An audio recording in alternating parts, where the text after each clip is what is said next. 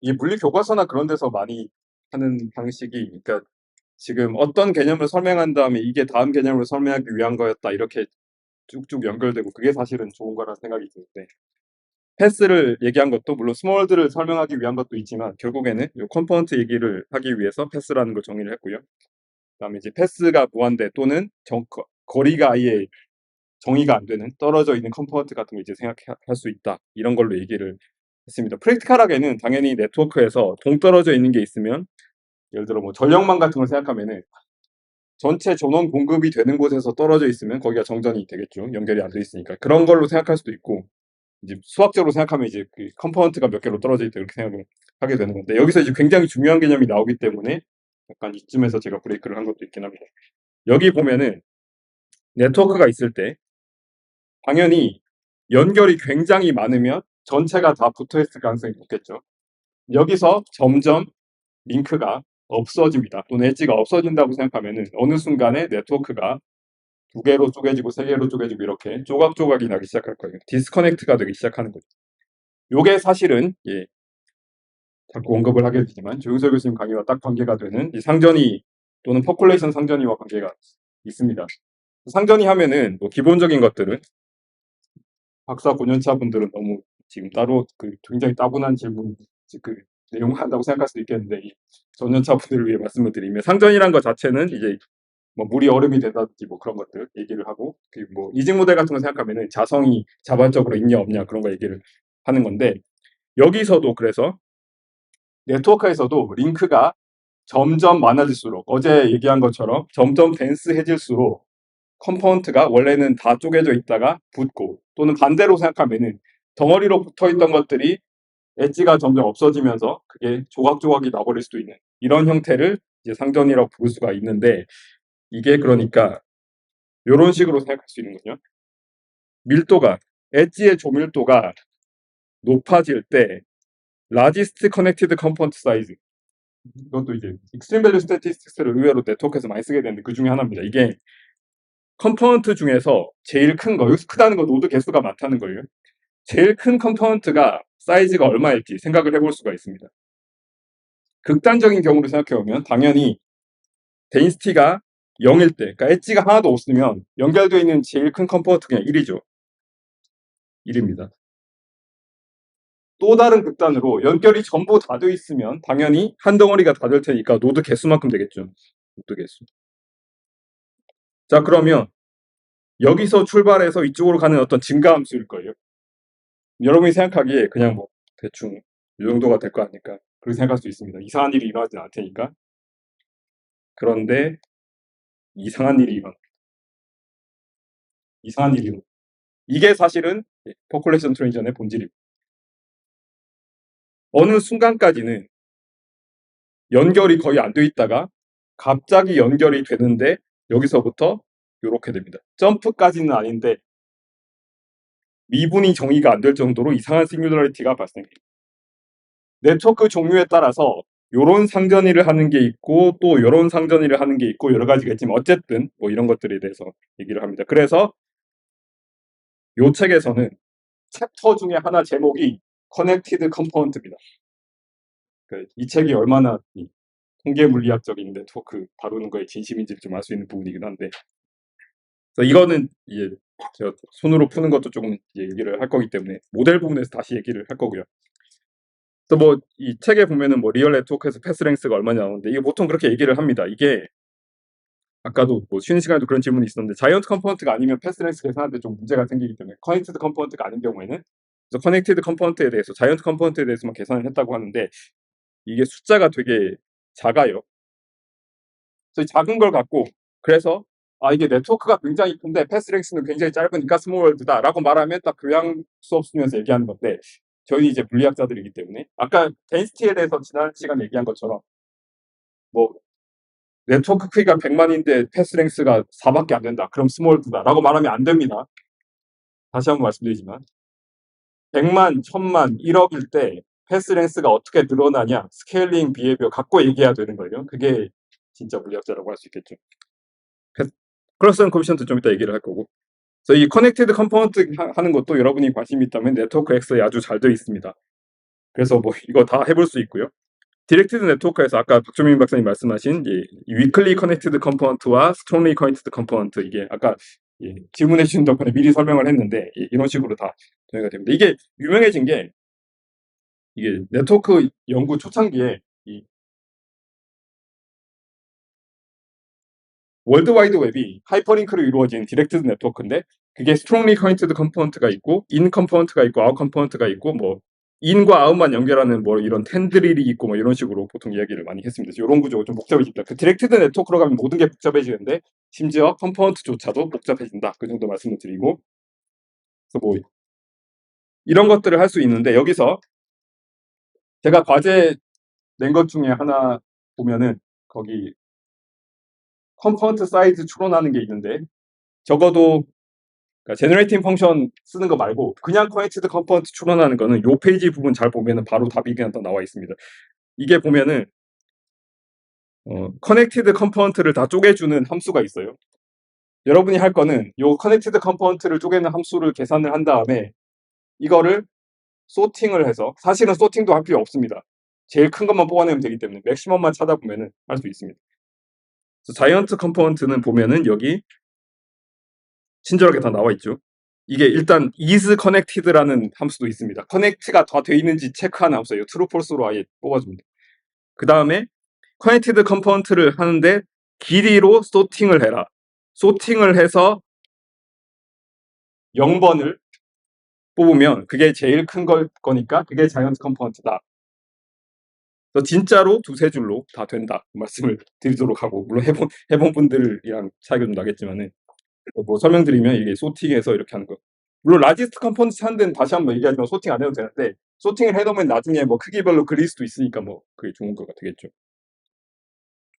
그래서 뭐 이 라지스트 컴포넌트로 이루어진 서브 네트워크 그런 걸 찾을 수 있습니다. 그래서 뭐 여기서 이런 네트워크에서 이 네트워크 X 넣으면 딱 저걸 다 뽑아주게 됩니다. 그래서 이거 말씀드리고 그 다음에 뭐 트리 구조 뭐 이런 얘기들이 있는데 이거 트리 구조 쓰는 이유는 또 여기서도 이제 그 스몰 월드로 가는 또 그런 것 중에 하나고 로컬리 트리 라이크 어쌔션 그런 거 얘기하기 위해서도 필요한 건데 이 트리라는 거는 네트워크에서 트리라는 거 아주 명확하게 정의가 되는데 한자를 쓴 게 이 한자는 상형 문자이기 때문에 이 나무 목자가 트리 구조를 갖고 있어요. 그래서 트리의 정의 자체가 사이클이 없는 거예요. 돌아오는 어떤 루트 같은 게 없다는 뜻이에요. 생각보다 너무 반응이 좋아서 신기해요. 이게 두 가지인데 네트워크인데 사이클이 없다는 말은 무슨 말이냐? 네트워크를 통해서 걸어갔을 때 자기 자신으로 돌아올 수 없다는 뜻이에요. 어떤 경우에도. 그리고 커넥티드입니다. 지금 두 가지 뭐 개념은 다 배웠으니까.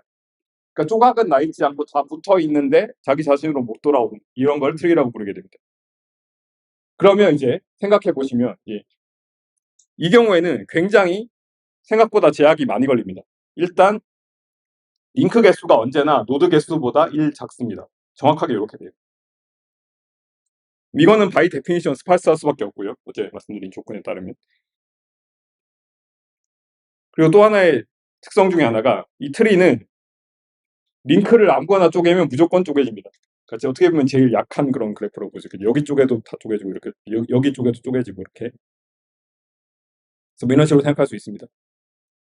그리고 베텔레티스랑 이제 굉장히 겹쳐진 부분이 많기 때문에 제가 좀 설명을 많이 절약을 할 수가 있는데 어떤 루트라는 게 있고 뿌리라는 게 있으면 거기서부터 갈라져 나오는데 루프가 있을 수 없기 때문에 루트를 기준으로 했을 때 첫 번째 레이어, 두 번째 레이어, 세 번째 레이어 이런 식으로 거리를 쫙 생각할 수 있습니다. 그래서 1번 기준으로 2번, 3번 노드는 1번에서 1만큼 떨어져 있고 4, 5, 6, 7, 8은 2만큼 떨어져 있고 이런 계산할 수 있습니다. 그리고 루트는 사실은 어떤 노드를 해도 이걸 다 계산할 수 있습니다. 그래서 뭐 용어로 치면은 뭐 이거를 립스, 뭐 이파리라고 부르기도 하고. 그래서 이런 것들이 레이어가 되는데 여기선 그러니까 레이어 자체가 이 루트로부터의 거리가 되는 거죠. 뭐 이런 식으로 수 있고 뭐 이런 네트워크 X에는 그래서 뭐 이게 트리냐 아니냐 뭐 그런 걸 검사할 수도 있는데 사실은 뭐 수동으로 만들 수도 있습니다. 사실은 이게 노드랑 링크 개수 체크하고 커넥티드 컴포넌트냐 체크해도 바로 나오고 사실 이퀴버런트한 거기 때문에 자 그다음부터가 이제 중요한데 이제 쇼티스트 패스를 어떻게 찾을 거냐 라는 건데 약간 챗 GPT한테 물어보라는 식으로 답하자면 네트워크 X를 쓰면 되는데 진짜로 찾았습니다. 그래서 좀 오래된 농담이긴 한데 파이썬 처음에 나왔을 때 사람들이 이런 농담을 많이 했죠. 뭐 하늘을 날고 있어서 어떻게 하늘을 날고 있냐. 그러니까 파이썬에서 임포트 엔티 그래비티를 썼다 이런 식으로 한 농담이 파이썬이 이만큼 편하다는 뜻인데 요즘에 이렇게 편해졌죠. 이제 우리가 중요한 건 근데 이제 실제로 어떻게 하냐 건데 아까 엄영훈 교수님 말씀하신 것처럼 브리스트 퍼스트 서치 이런 거 씁니다. 어떤 거냐면 소위 버닝 알고리즘이라고 부르는데 루트에서 시작해가지고 여기서 일단 첫 번째 링크를 다 뽑고 그러니까 그 첫 번째로 연결된 노드들을 다 뽑아서 얘네들은 디스턴스 1이다 해놓고 그다음에 그 거기서 또 출발해서 쭉 들어가고 이런 식으로 해서 다 이렇게 찾게 됩니다. 여기는 근데 지금 트리는 아니죠. 다만 브리스트 퍼스트 서치를 위한 서브 트리 구조가 여기서 생긴다 그런 식으로 얘기를 할 수 있고요. 이런 거를 뭐 이거를 전부 다 뽑지 않고 네트워크 전체 중에서 일부만 뽑으면 뭐 이거를 뭐 눈덩이 굴리는 것 같다 해서 스노우볼 샘플링이라고 이렇게 부르기도 합니다. 여기서 그래서 뭐 디스턴스 그런 개념들이 이제 충분히 얘기를 한 것 같고 뭐 소셜 디스턴스, 뭐 사회적 거리두기 이런 얘기를 할 수 있는데 그 디스턴스 자체는 전에 정의를 했었죠 이런 식으로. 그래서 이렇게 나올 수가 있고 자 그러면 이제 에버리지 패스 랭스가 실제로 어떻게 스케일을 하냐 수학적인 얘기를 좀 할 차례가 됐는데 얘도 사실 고전적인 네트워크죠. 2D 스퀘어 레티스. 2D 스퀘어 레티스에서 이걸 네트워크라고 본다면 여기서는 그러면 네트워크 사이즈가 커질 때 디스턴스가 어떻게 스케일할 거냐라고 생각해 보면 여기서 여기로 갈 때 거리는 지금 이렇게 날아갈 수가 없기 때문에 이제 링크를 따라서만 가야 되기 때문에 이렇게 가든 뭐 이렇게 가든 이렇게 가든 근데 이게 거리가 다 똑같아요 사실은. 물론 실제로 이제 차를 운전한다고 생각하면 직진이나 이게 다르지만 어쨌든 실제로 거리만 생각하면 같은데 그래서 이런 걸 흔히 뭐 맨해튼 디스턴스라고 부릅니다. 맨해튼처럼 이렇게 바둑판식으로 돼 있는 건데 저희 옆 동네 창원 가면 비슷한 게 있는데 어쨌든 그래서 뭐 이런 것들을 생각할 수가 있는데 이때 중요한 게 뭐냐면 우리가 관심 있는 거는 요 네트워크 사이즈가 얼마가 될 때 에버리지 패스 랭스가 어떻게 스케일할 거냐 그 문제죠. 이거는 간단하게 이거는 2차원이란 성질 때문에 어떻게 되냐면 이 질문을 바꿔보면 오히려 쉬운데 L이라는 사이즈 격자 안에 네트워크가 노드가 몇 개 있냐라고 생각하면 훨씬 편합니다. 그러면 여기 n 자체가 여기 캐릭터리스틱 랭스의 제곱으로 당연히 비례를 하죠. 이렇게 됩니다. 그래서 패스 랭스 자체가 n의 스퀘어 루트에 비례를 하게 되고 그러면 n의 2분의 1승입니다. 이게 소위 알제브레이크 그로스 대수적으로 증가를 하는 거죠. 당연히 그래서 이게 유클리디언 디스턴스에 있는 어떤 d 차원이라면 n의 d분의 1승으로 되게 됩니다. 그래서 d가 굉장히 높아지면은 뭐 굉장히 작아질 수 있고 어제 박수영 교수님 말씀하셨지만 0.1승 그렇게 되면 되게 좀 천천히 증가하는 걸 수도 있는데 여전히 대수적으로 증가한다는 게 중요해요. 그래서 이런 것들을 아직까지는 이런 것들을 라지 월드라고 부를 수 있게 됩니다. 근데 실제로 예시를 들면 이 스몰월드 얘기할 때 흔히 많이 나오는 게 코어서십 네트워크죠. 그래서 여기 계신 분들도 여기 초창기 네트워크 사이언티스트들 간의 네트워크에 많이 있는 분들이 있는데 이쪽 분야에서 되게 유명한 게 에르도시 넘버라는 게 있죠. 폴 에르도시라는 분과 이 콜라보레이션 네트워크로 얼마나 떨어져 있냐 그런 얘기를 하는 건데 이거 찾아주는 프로젝트 같은 것도 있습니다. 제가 이름을 검색을 해봤는데 제가 김범준 교수님 덕분에 저도 에르도시 넘버 4를 갖고 있습니다. 김범준 교수님이 탐 브리튼이라는 분과 논문을 쓰셨는데 이분이 에르도시와 논문을 쓴 스반테 얀슨이라는 분이랑 논문을 쓰셨어요. 그래서 김범준 교수님 덕분에 연결이 됐고 심지어 이제 필즈 메달 다시 허준희 교수님과도 김범준 교수님 덕분에 최무영 교수님께서 강현배 교수님이라는 분이랑 논문 쓰셨는데 이렇게 또 연결이 돼요. 흔히들 이렇게 나오는 게 이게 흔히 에르도시가 워낙 이제 생산적인 사람이라 논문을 워낙 많이 써서 그렇다고 얘기를 많이 하는데 이게 사실은 이게 이런 거냐라는 게 있을 수가 있는데 이런 게 조금 깨질 수가 있는 게 그 유명한 스탠리 밀그램의 편지 전달 실험입니다. 이 뭐냐면 미국에서 인터넷 같은 게 많이 없던 옛날에 미국에서 전혀 상관없어 보이는 사람들 사이에 거리가 생각보다 짧을 수 있다라는 걸 보이는 실험입니다. 그래서 전혀 모르는 사람한테 아는 사람만 통해서 편지를 전달해서 하려고 했을 때 전달된 그거의 평균이 아니라 중간값이었던 것 같아요. 중간값이 6 정도가 된다. 그래서 미국이 인구가 굉장히 많지만 6단계 정도면 전부 다 연결됐다. 이게 그 유명한 6 degrees of separation. 이거에 이제 시초가 되는 말이죠. 그래서 이게, 물론 이게 은근히 안 알려져 있는 게, 이 실제 편지 전달 확률 자체는 낮아요. 26%밖에 안 됩니다. 근데 전달된 사람 중에서 되게 낮았다는 거고. 그러니까 그 숫자가 적었다는 거고.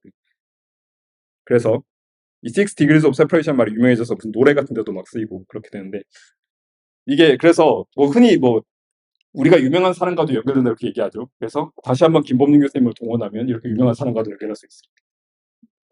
제가 지난주에 강의 준비하다가 갑자기 유튜브 들어가니까 익숙한 분이 여기 나오고 계셔가지고 이런 식으로 연결이 됩니다. 여러분도 이제 김범용 교수님한테 가서 인사하고 그러면 이제 이렇게 유명한 분들과 다 연결이 돼요.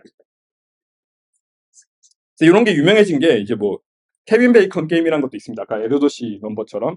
그래서 케빈 베이컨이라는 배우가 워낙 영화 출연을 많이 하다 보니 연결했다고 하는데, 사실은 이게 어디서나 다 성립을 하죠. 예를 들어서 이건 제가 강의하다가 찾은 재밌는 예시인데, 김신영 씨도 케빈 베이컨과 연결이 됩니다. 헤어질 결심에서 탕웨이와 같이 나오고 탕웨이가 다른 데서 나오고 이런 식으로 해서 정리가 됩니다. 이런 식으로 얘기가 많이 됐고요. 여기서 이제 중요한 거, 재밌는 예시는 많이 제시를 했으니까 수학적인 얘기를 할 차례인데, 여기서 중요한 게 뭐냐 하면은,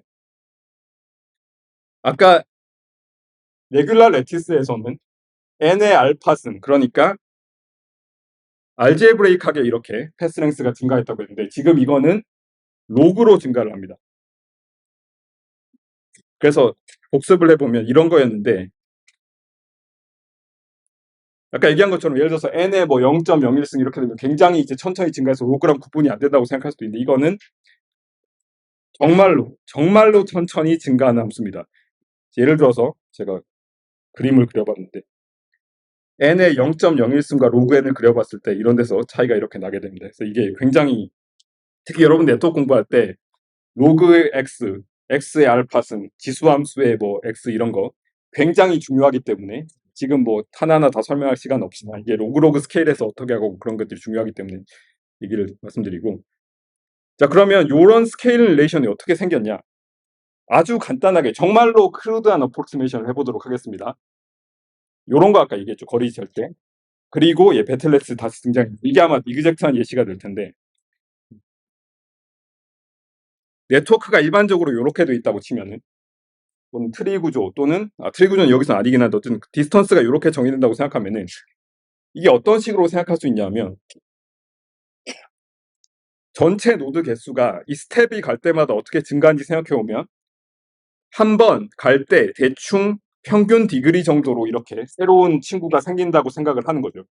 이 브랜칭 프로세스로 얘기하는 그거를 Lmax, 이게 이제 아까 말씀드린 다이아미터 같은 건데, Lmax 같은 정도로 이걸 다 모은다고 생각하고, 그럼 이 안에 노드가 다 들어올 테니까 전체 노드 개수와 Lmax의 관계가 여러분이 아는 등비 수열의 합 공식에 따라서 이렇게 됩니다. 그러면 이렇게 되죠.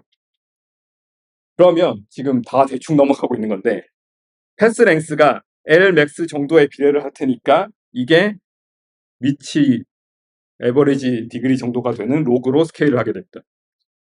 그러니까 이게 베텔레츠에서도 비슷한 그 설명을 조윤석 교수님이 하셨지만, 이게 점점 제너레이션이라고 부르는데, 이때는 이게 늘어나면 늘어날수록 점점 포함하는 링크가 포함하는 노드가 엄청 많아지면서 몇 단계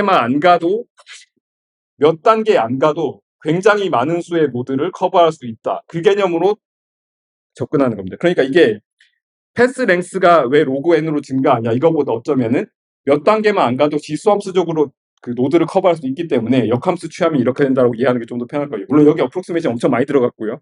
그리고 지금 이 설명을 따라가다 보면은, 아니 그러면 여기는 왜 아니냐라고 생각할 수 있는데, 여기서 중요한 과정을 했는데, 여기서 새로 나타나는 노드들이 옛날에 이미 나타났던 노드가 아닐 가능성이 높다라고 생각해서 점점 뻗어나가게 되는 거거든요. 베텔레스가 정확히 그런 케이스예요. 이 차원에서는 이런 식으로 근사를 하면 큰일 나는 게, 여기 이웃들이 이미 다시 이쪽에 있을 가능성이 훨씬 높습니다. 그래서 이런 식으로 근사를 할 수 없다는 반증이에요, 사실은. 이거를 계산한 다음에 이걸 보면은. 그래서 요런 루프 같은 것들이 2D 렉스 같은 데서는 무시하면 안 되기 때문에 그렇게 된다는 거예요. 그럼 여기서 요 스몰 월드니스 n개의 네트워크를 n개의 노드를 커버하기 위해서 로그 n 정도밖에 안 되는 디스턴스가 필요한 그게 핵심이 뭐냐? 루프가 드물어야 되고요. 연결이 굉장히 랜덤한 게 있어야 됩니다. 루프가 드물어야 되고 연결이 랜덤한 게 있어야 된다. 그래서 이제 드디어 제목에 등장하는 요 이야기를 할 차례입니다.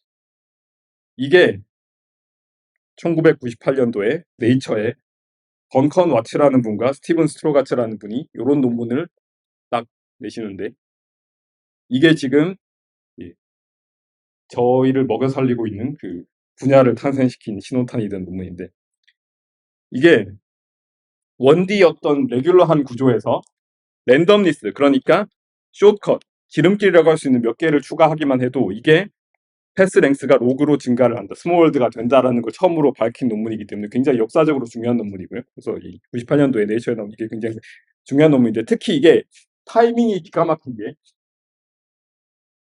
1998년도에 없었던 분도 계시겠지만 어쨌든 이때가 언제냐 하면 옛날에 이런 거 썼었는데 인터넷 같은 거 처음 나올 때 그때거든요. 네스케이프 내비게이터. 이게 인터넷의 의미 자체가 인터넷 자체도 당연히 네트워크로 연구를 할 수 있지만 그 인터넷으로 여러분에게 지금 프로젝트 같은 거 드릴 수 있을 정도로 네트워크 데이터 같은 것도 막 받아서 이렇게 열심히 연구를 할 수 있고 시뮬레이션도 많이 할 수 있고 컴퓨터 성능도 많이 빨라졌던 그때 21세기로 들어가기 직전에 이 논문이 딱 나온 게 굉장히 주요하지 않나 그런 생각이 좀 들어서 그런 역사적인 얘기를 좀 해봤습니다. 그래서 이게 와츠 스트로가츠의 스몰 월드 네트워크 모델이라는 거고요. 여기서 이야기할 때 클러스터링 코에피션트 같은 것도 중요하기 때문에 나중에 다시 얘기를 하도록 하겠습니다.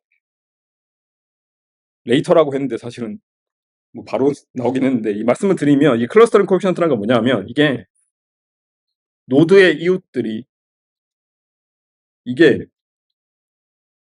가운데 노드를 생각해 보시면 요 노드가 친구가 4명이 있는데 사실은 로컬리 트리 라이크한 구조에서는 요 4명도 그냥 지구상에 있는 4명을 뽑은 그런 거랑 똑같이 서로 알 확률이 되게 낮아야 돼요. 그런데 당연한 얘기지만 여러분의 친구들은 서로 알 가능성이 되게 높죠. 그래서 친구들끼리 얼마나 서로 알고 있냐를 나타내는 게 클러스터링 코에피션트가 되고요. 여기서는 그래서 계산해 보면 전체 4명 중에서 가능한 링크 수는 복습이지만 이렇게 되죠. 6개 링크가 가능한데 그 중에 2개가 존재하니까 클러스터링 코에피션트는 3분의 1이다 라고 생각을 하고요. 여기서 이 좀 트리키한 부분이 있습니다. 이게 친구가 한 명밖에 없으면 본인 제외하면 친구들이 없거든요. 그래서 사실 0분의 0이 돼서 정의가 안 되는 건데 이걸 0이라고 취급할 수도 있고 아니면 계산에 안 넣을 수도 있는데 뭐 컨벤션은 뭐 하기에 따라 다릅니다. 그래서 이렇게 노드별로 클러스터링 코에피션트를 계산한 다음에 네트워크 전체 클러스터링 코에피션트가 얼마냐 계산할 때는 이렇게 뭐 엄밀한 정의에 따르면 디그리가 1보다 큰 것만 계산해가지고 이렇게 전체 노드별로 평균을 내줄 수도 있는 거고요. 또 하나의 다른 정의가 트랜지티비티라는 정의인데 이거는 뭐냐 하면 네트워크에서 뭐 넘버 오브 트라이드 이게 커넥티드 트라이드라고 불러야 되는데 이거 예시를 들면 그러니까 이거는 지금 이렇게 정의가 되고 이건 예를 들자면 요런 네트워크가 있다고 했을 때 이게 여기서 연결된 2개 그러니까 여기 점선은 링크가 있을 수도 있고 없을 수도 있는 부분인데 요런 식의 구조들 모티프 같은 거라고 생각할 수도 있습니다. 그런 용어를 쓰기도 하는데 이 중에서 전체 중에서 얘가 실제로 닫혀 있는 비율이 얼마나 되냐 그걸 갖고 이렇게 전체적으로 정의를 하기도 합니다. 그래서 클러스터링 코에피션트 노드 하나하나마다 삼각형 얼마나 이렇게 돼 있는지 그거를 계산을 하는 거랑 전체 삼각형 개수 세는 거랑 관련은 돼 있는데 조금은 다릅니다. 그래서 이 부분은 테크니컬한 부분이라 프로젝트 같은 데도 없는 얘기라서 그냥 넘어가도록 하고 그래서 당연히 이것도 계산 다 해줍니다. 네트워크 X에서 에버리지 클러스터링 하면 숫자 나오고요. 트랜지티비티 하면 숫자 나옵니다. 대신에 얘가 뭐를 계산하고 있는지는 여러분이 아셔야 되니까 제가 자료를 이렇게 넣어봤습니다. 자, 그 다음으로 이제 중요한 얘기를 할 건데 이제 뭐 스케일 프리 네트워크 또는 허브 그런 얘기를 해야 되기 때문에 먼저 이제 얘기를 해보면 우리가 흔히 허브 하면 먼저 떠오르는 게 허브 공항 이런 건데 이 허브 공항이 여러분이 뭐 비행기 타서 이제 거기 책자 같은 거 보면은 노선도 같은 거 보면은 허브 공항들이 있죠. 옛날에 뭐 아이슬란드 같은 경우에 지금은 뭐 직항도 많아졌지만 옛날에는 이제 아이슬란드 같은 데 내려서 그 뷰를 하고 있던 그 유럽과 미국을 연결하고 그렇게 했었는데 이런 식으로 허브 공항들이 이렇게 있습니다. 그래서 이 교과서는 항상 특징이 이제 처음에 시작할 때 이거의 정의를 갖고 시작을 하는데 네트워크 과학에서는 조금은 좁은 의미로 쓰긴 합니다. 또는 뭐 넓은 의미로도 상관은 없긴 한데 여기 정의를 보면은 이게 많은 것들이 이루어지는 어떤 센터다라고 얘기를 합니다. 근데 여기가 센터라는 것 자체도 사실은 애매한 기준이기 때문에 그럼 뭐가 센터냐? 라고 정의를 할 수가 있는데 이것 중에서 네트워크에서 그러면 어떤 노드 또는 어떤 엣지가 얼마나 센터에 가까이 있냐 라는 걸 정의하는 양들이 필요합니다. 이게 사실 여러 가지로 정의를 할 수가 있는데 센터를 형용사로 바꾸면 센트럴이 되는데 얼마나 센트럴한지를 표시하기 위해서 다시 명사형으로 만들어서 센트럴리티라고 부릅니다. 그래서 센트럴리티란 말이 네트워크 과학에서 굉장히 많이 나옵니다. 그래서 우리가 이미 배운 게 이거죠. 디그리 센트럴리티입니다. 디그리가 그러니까 친구 수가 많으면 중요할 거니까 센터일 거다라고 생각하는 거죠. 흔히 허브라고 부르면 아까 어스터티비티라고 그냥 말하면 디그리 어스터티비티 말하는 것처럼 디그리가 큰 걸 그냥 허브라고 부르게 됩니다. 그래서 뭐 이런 거 다 계산할 수 있다고 했었죠. 네트워크 X로.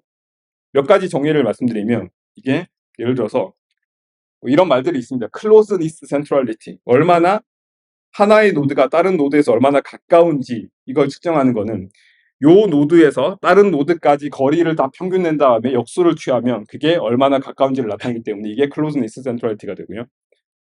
뭐 이런 식으로 계산할 수 있는데 이게 shortest 패스일 수도 있고 아닐 수도 있기 때문에 유니크한 정의는 아니긴 합니다. 어쨌든 보통은 shortest를 많이 생각을 하죠.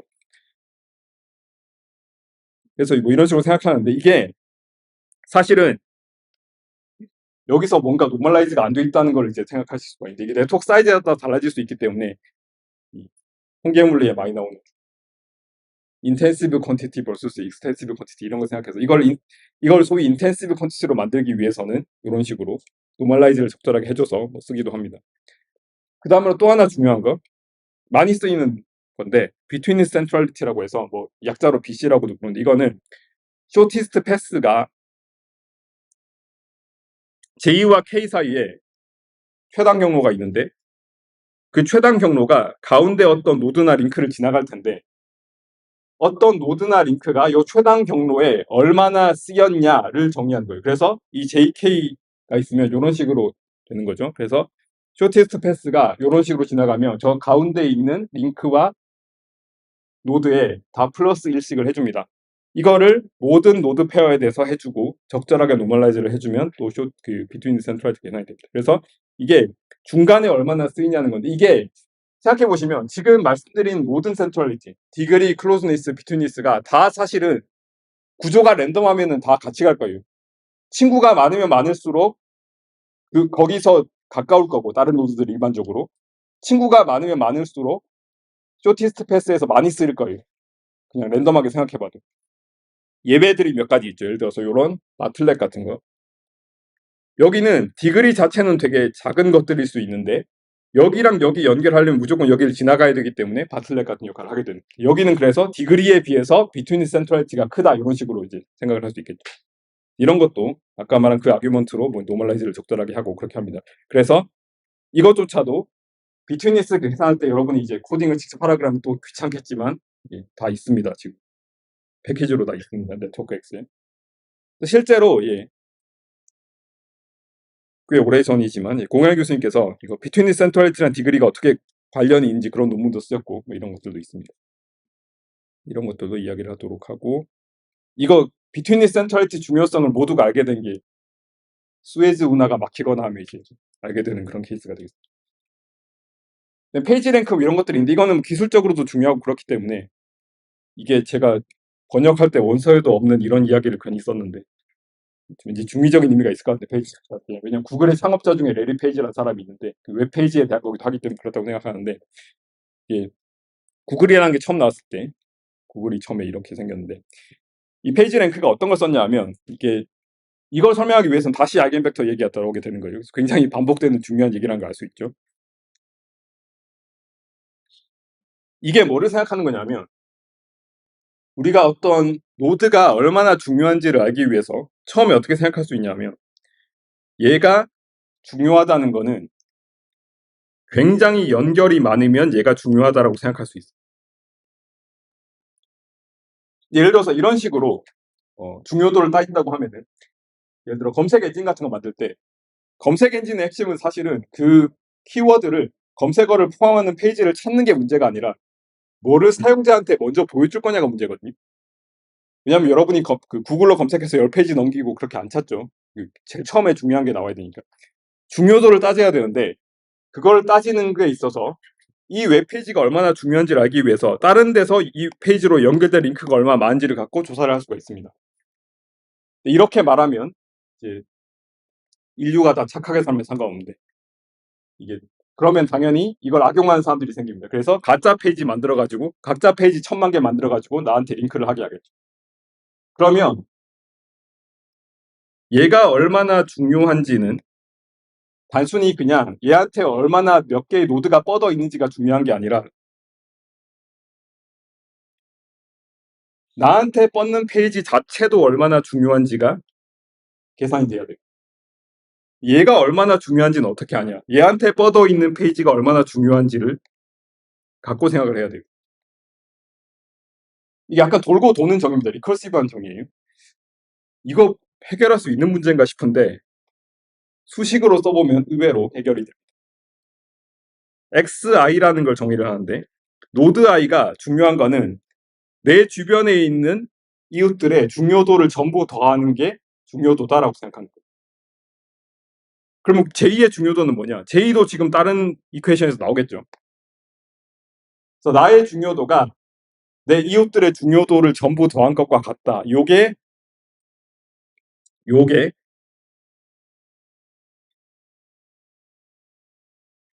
이걸 도대체 어디서부터 해결해야 되냐는데 이게 사실은 매트릭스 이퀘이션으로 쓰면 이렇게 됩니다. 어제선스 매트릭스에 어떤 벡터를 곱했을 때 그 벡터에다가 그냥 상수가 곱해진 이런 형태입니다. 그래서 이렇게 아이겐 벡터를 찾게 되는 아이겐밸류 이퀘이션이 되는 거예요. 그래서 이렇게 문제를 해서 이런 식으로 찾게 되는 거고요. 그래서 페이지 랭크라고 부르는 게 자세한 설명할 시간은 없지만 아이겐 벡터 센트럴리티랑 되게 관련이 깊습니다. 그래서 이게 제가 어딘가에서 찾은 건데 어떤 책에서 제가 본 건데 수학 교수들이 국어를 좋아한다. 왜냐하면 아이겐 벡터가 얼마나 중요한지를 사람들에게 알게 됐기 때문인데 그래서 요즘에 행렬과 벡터를 교육 과정에서 빼자는 분들은 이제 야후나 알타비스타를 쓰게 된다고 생각하는 편인데 어쨌든 페이지 랭크 자체는 조금 더 변형된 걸 써요. 저렇게 쓰면은 이제 컴포넌트가 떨어져 있거나 그럼 해결이 안 되기 때문에 그 랜덤 텔레포테이션 같은 걸 써야 되거든요. 그래서 그런 것들을 고려한 것들이 있습니다. 그래서 뭐 직접 이렇게 갖고 놀 수도 있는 그런 것들이 있습니다. 그래서 이제 센트럴리티 얘기를 했고 이제 센트럴리티의 디스트리뷰션을 드디어 이야기를 할 차례고 사실은 이게 가장 중요한 노드가 뭐냐, 가장 중요한 엣지가 뭐냐는 얘기를 할 때는 이 스트림 밸류 스태틱스를 생각하게 된다라는 걸 생각할 수 있고 다만 분포 전체를 봐야 될 수가 있습니다. 그래서 제가 이야기할 수 있는 게 이런 노드에서 이런 네트워크에서 디그리 분포를 계산할 때 아까 막대 그래프로 그렸던 이런 식으로 생각을 할 수 있을 텐데 그러면 이 디그리의 분포가 네트워크 과학 전체의 역사에서 굉장히 중요한 역할을 했는데 그거에 대한 주제로 넘어가도록 하겠습니다.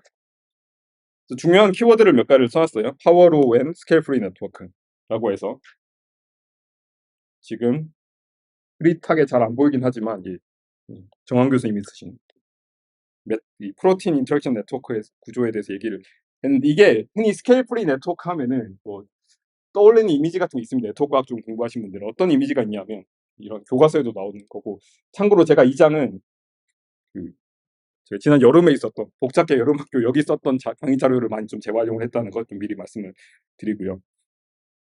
보면 이런 식으로 뭔가 허브 같은 거, 아까 허브 공항 같은 거 연결선이 굉장히 많은 디그리가 굉장히 큰 노드들이 뜨문뜨문 개수는 적지만 보이는 이런 것들을 흔히 스케일 프리 네트워크라고 부르고 하는데, 예를 들어서 뭐 여러 군데서 나온다는 거죠.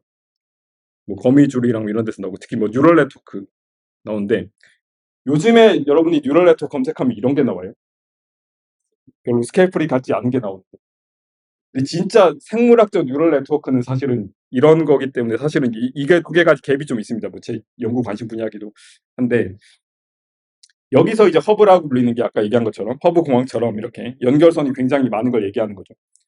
뭐 확대해 보면 이렇게 되는데, 이런 거를 처음으로 이제 발견을 했던, 또는 굉장히 키워드로 내세웠던 그룹이 정황 교수님도 호닥으로 계셨던 바라바시 교수님 그룹이죠. 그때는 이제 노트르담 대학에 있었는데, 지금 제가 이 검색을 한 웹페이지 같은 것들이 사실은 이렇게 돼 있다는 거죠.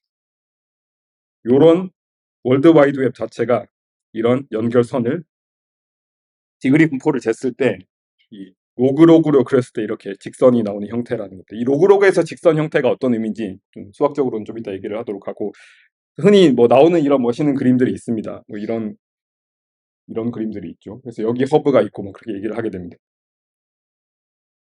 근데 아까 말씀드린 것처럼 마침 저 마츠 스트로가치의 스몰월드 네트워크 그림이 나왔던 그 무렵에 월드 와이드 웹은 사실은 굉장히 지금보다는 말도 안 되게 작았지만, 그때부터도 벌써 이런 허브 구조가 많이 있었다는 거가 되고요.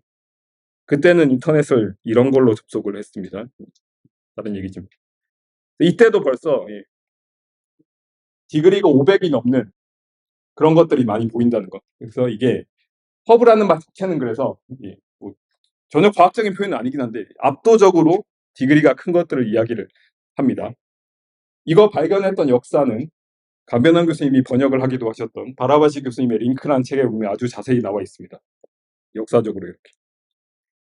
정황 교수님이 처음에 여기 가셔가지고 뭐 크롤링을 하는 거 프로그램을 짰기 때문에 사실은 역사적으로 굉장히 중요한 일을 하셨고요. 그래서 업적을 말씀드리고 싶었고, 그리고 여기 보면은 마지막에 이 말이 나오죠. 월드 와이드 웹은 종래 막연히 알고 있었던 에르도시와 레니가 묘사한 구조가 아닌 새로운 구조였던 것이다.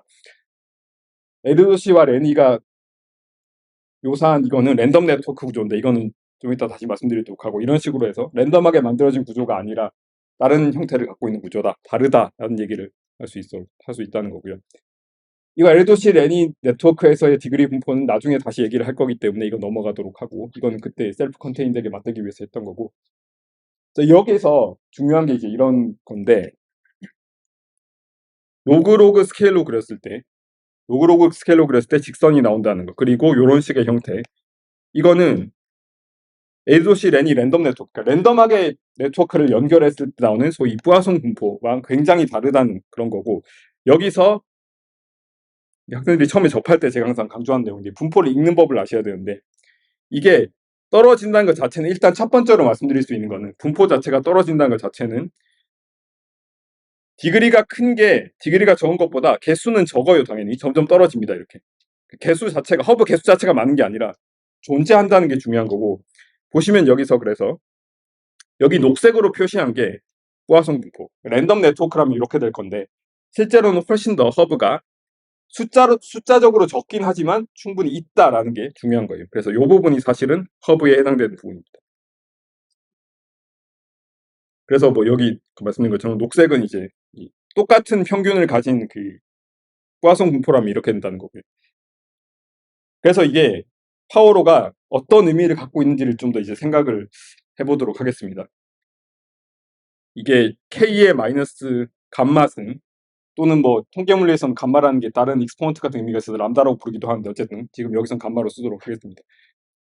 일단 요 분포는 수학적으로 건조하게 몇 가지를 말씀을 드리면, 의미 같은 물리적인 의미나 모먼트 의미 같은 거는 좀 이따 말씀을 드리도록 하고, 이걸 일단 직선으로 로그로 그렸을 때 왜 직선이 되냐, 이거는 양변의 로그를 취하면 이렇게 되니까 그렇죠. 기초적인 것부터 말씀드리도록 하겠습니다. 양변의 로그를 취하면 이렇게 되고요. 그러면 당연히 로그를 취한 이 큰 y는 a 마이너스 감마의 x 형태가 되니까 기울기가 마이너스 감마인 직선이 되는 거죠. 기초적인 얘기를 했습니다. 그래서 이거는 뭐 교양 수업 때 많이 갖고 온 거긴 한데, 여기서는 필요 없겠죠. 뭐 이게 로그 성질 때문에 이게 1, 2, 3, 4, 5로 증가하는 건 아리스메틱 스케일이고, 1, 10, 100, 1000 이렇게 증가하는 건 로그 스케일이 되고 뭐 굳이 말할 필요는 없을 것 같고 이런 식으로 띄엄띄엄 된다 말씀을 드릴 수 있고 다음에 자 그러면 여기서 요 떨어지는 정도 기울기 요 기울기가 어떤 의미가 있는지 생각을 해보도록 하겠습니다. 이런 식의 분포가 있다고 생각을 한 다음에 그러면 여기서부터 이제 생각을 해보는 거예요. 여기서의 스케일 트랜스포메이션이 뭐냐면 어떤 노드가 K라는 디그리를 갖고 있는 노드가 있다고 했을 때 그 K라는 디그리를 가진 노드의 비율이 있을 거고 그거의 2배인 2K라는 디그리를 가진 노드의 비율이 있을 거예요. 그게 정확하게 2의 마이너스 감마승 또는 2의 감마승 분의 1 정도로 떨어진다는 겁니다. 감소함수기 때문에. 이걸 생각을 해보시면 그러면 이런 의미인데 이 논리 전개가 전 되게 중요하다고 생각하고 이거 사실은 그냥 암기식으로 많이 그냥 이해하는 학생들이 많아서 제가 이거를 꼭 좀 짚어드리고 싶었는데 이게 K라는 디그리를 가진 노드의 개수에 비해서 2K라는 디그리를 가진 노드 개수가 2 감마분의 1 정도 비율로 떨어집니다. 그런데 이게 반복이 계속돼요. 2K라는 디그리를 가진 노드에 비해서 4K라는 디그리를 가진 노드는 또 요 비율로 떨어집니다. 4K에 비해서 8K라는 노드를 가진 비율은 또 이만큼 떨어집니다. 이것만 보면은 이게 무슨 분포든 간에 여기 무슨 숫자가 나오긴 나올 테니까 당연한 얘기가 아닌가 생각할 수 있는데 중요한 건 이겁니다. 여기 나오는 요 팩터가 실제 디그리 자체랑 완전히 무관합니다. K라는 게 여기 어디에도 안 들어가요. 그래서 요 비율, 요 프랙션 자체가 그러니까 몇 배를 했을 때 그 몇 배의 디그리를 가진 노드의 프랙션이 떨어지는 비율이 실제 요 디그리랑 아무 상관없이 디그리 자체와 아무 상관없이 요 일정한 스케일링 팩터로 떨어진다는 거예요. 이게 정말로 중요한 부분입니다. 그래서 이거를 이런 식으로 생각할 수 있어요. 이거를 어떤 스케일에서 봐도 나 자신보다 몇 배 크거나 또는 몇 분의 1로 작은 이거의 비율이 똑같은 비율로 떨어진다. 그래서 이게 K 자체랑 상관없는 팩터로 떨어진다는 거예요. 그래서 스케일이 없다는 뜻입니다. 스케일 프리 네트워크라는 게 완벽하게 있다면 디그리가 100인 노드 기준에서 보든 1000인 노드 기준에서 보든 100만인 노드 기준에서 보든 뭐 아이디얼한 얘기긴 하지만 무한대까지 보통 가야 되는 얘기이기 때문에 그래서 스케일이 없다고 얘기하고요. 그래서 스케일이 없는 네트워크 그래서 스케일 프리 네트워크라고 합니다. 어렸을 때 이런 껌이 있었는데 요즘엔 제로라고 부르겠지만 슈가 프리라는 껌이 있는데 슈가가 없다는 뜻이죠. 스케일이 없으면 스케일 프리라는 거고 제가 이거 모르는 분이 많을 거라서 제 학생 중에 트와이스 팬이 있어서 트와이스 노래 중에 알코올 프리라는 노래가 있다고 생각을 했어요. 이 구조 자체는 사실은 프랙탈 구조랑 관계가 좀 있고요. 스케일 인베리언스는 뭐 이런 프랙탈 구조 관계인데 뭐 이거는 좀 시간이 좀 오래 걸릴 것 같아서 넘어가도록 하고 사실은 그래서 이 그 스케일 프리 네트워크 구조를 갖고 있는 척도 없는 네트워크가 이제 역사적으로 굉장히 중요한 역할을 하게 됐고 이게 뭐 바라바시 교수님이 이런 걸 처음 발견해서 이게 정말로 중요하다. 어디서나 다 나타난다. 지금 과제랑 이제 연결된 얘기를 할 거기 때문에 잘 들어주시면 좋은데 그런 식으로 보통 이야기를 많이 했는데 반대급부로 그 스케일 프리 네트워크 자체를 너무 좀 많이 밀다 보니까 반작용 같은 게 좀 많이 생겨서 수학적으로 그러면 통계적으로 이게 진짜로 엄밀하냐 그런 거에 대한 비판도 많이 있었고요. 그래서 여러분이 그런 균형적 시각을 가졌으면 좋겠다는 의미로 과제를 내긴 냈는데 조금은 좀 난이도가 있지 않을까 생각을 합니다. 제가 예전에 같이 일했던 메이슨 포터라는 교수님이 뭐 공저해서 요런 그 오피니언 같은 것도 내셨는데 제목을 잘 지어서 이제 크리티컬 트루스 오브 파워로라고 해서 이게 이 바라바시나 이쪽 분들이 이야기하는 스케일 프리 분포랑 그다음에 실제 스케일 릴레이션, 그러니까 스케일 트랜스포메이션 이야기는 좀 다른 거다. 이런 식의 얘기가 있어서 관심 있는 분들은 좀 이런 것도 읽어보시면 좋을 것 같습니다. 그래서 막 이 메이슨 포터 교수님은 막 그 예전에 지금은 별로 안 쓰는 밈인데 이런 밈으로 했을 때 뭐 이런 밈도 만들고 했었는데 요즘에 아무나 네트워크 조사에서 파워로 나왔다고 논문 쓰고 그러지 말라 그런 식으로 굉장히 이런 식으로 과격하게 표현을 좀 하셨는데 이분은 다른 얘기지만 이 수학자 분이라 그런지 이런 유니버살리티 클래스 같은 거 자체에 대해 좀 비판적인 분이라 그 부분은 저도 좀 동의하지는 않는 부분이긴 합니다. 다른 얘기가 있지만.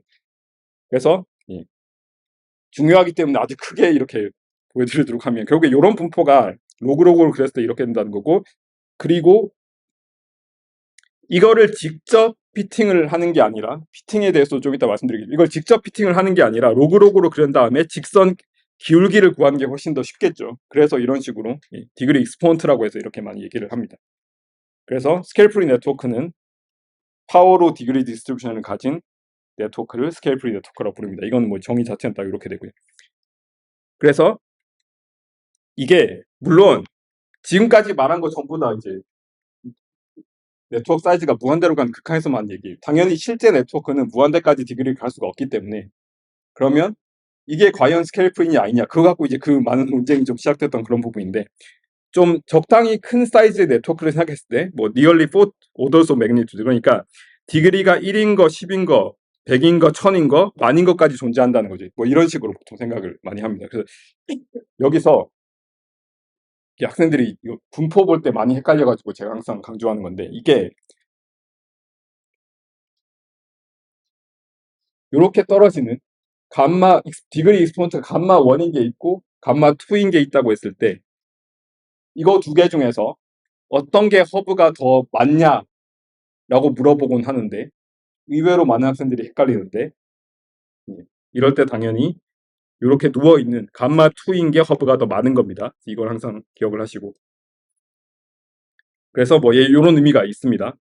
그래서 이거를 이제 바라바시 교수님이 쓴 제가 소개했던 교과서 중에 세 번째 교과서 거기서는 이제 바라바시 교수님이 파워로 쪽을 워낙 많이 하셨으니까 되게 엄밀하게 이거를 좀 많이 얘기를 하시고 그 부분을 뭐 기회가 되신 분들 읽어보시면 좋은데 제가 강의 자료에 제가 프로젝트에 필요한 것들은 제가 정리를 해놨으니까 참고하시면 좋을 것 같고요. 그래서 이게 디그리 분포 의미 자체부터 생각을 해보면 이거는 노드를 랜덤하게 찍었을 때 그 노드가 K라는 디그리를 가질 확률이 되는 거죠. 뭐 디스크리트한 폼은 원래는 이렇게 됩니다. 그래서 이 경우에는 당연히 확률 분포가 되기 위해서 확률을 다 더하면 1이 돼야 되니까 이렇게 되는 건데 얘가 근데 수학적으로 이게 사실 적분하는 것보다 더 어려워. 리만 제타 펑션이라는 게 노멀라이제이션 팩터로 들어가기 때문에 좀 헷갈리긴 하는데 물론 여러분이 실제 네트워크 할 때는 이거 계산할 필요 없습니다. 그냥 다 더해서 1 만들도록 그냥 C를 정해주면 되는 거니까 복잡한 건 없습니다.